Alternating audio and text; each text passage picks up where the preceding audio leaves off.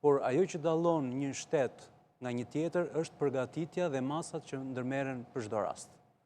Që do të thotë, përveç se faktit që ne nuk kemi mësuar nga gabimet, ne kemi në rastin më të mirë neglizhencë ose jo profesionalizëm nga ata që duhet dhe kanë detyrën për ta planifikuar dhe ekzekutuar ashtu siç duhet.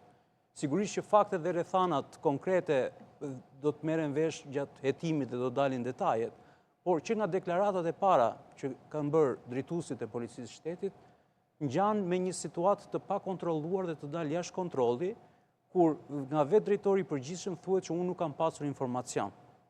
Në momentin e parë, në momentin e dytë, për shkak edhe të gjithë kërkimeve të mëparshme të këtij personi, analizës që i bëhet personit në kërkim dhe planit të masave që ndërmerren për ekzekutimin, përgjetjen dhe arrestimin e tij, kur ai ka rrezikshmëri të lartë, sigurisht që mos prezenca e forcave të specializuara për pikërisht këtë fushë kërkimit policisë që është trupat efektive të Reneas dhe mos prezenca atyre që këtu tregon që ka një mos planifikim ashtu siç duhet, neglizhencë apo dhe mos ushtrim të detyrave funksionale të drejtuesve të policisë që e kanë planifikuar këtë plan.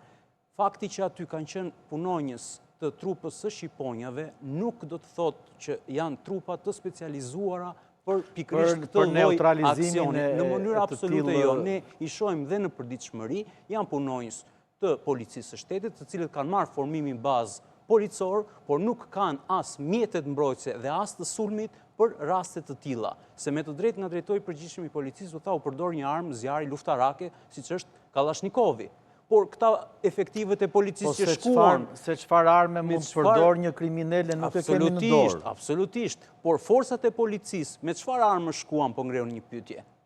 Në një teren të tillë. Pra ishin ato të pajisur me të gjitha mjetet ashtu siç duhet dhe për më tepër në një teren të tillë malor. Pra detajet do dalin, por nga vetë faktet dhe deklaratat paraprake, këtu ngjan me një situatë të dalë jashtë kontrollit, të paplanifikuar ashtu siç duhet dhe fatkeqësisht ka sjellë një pasojë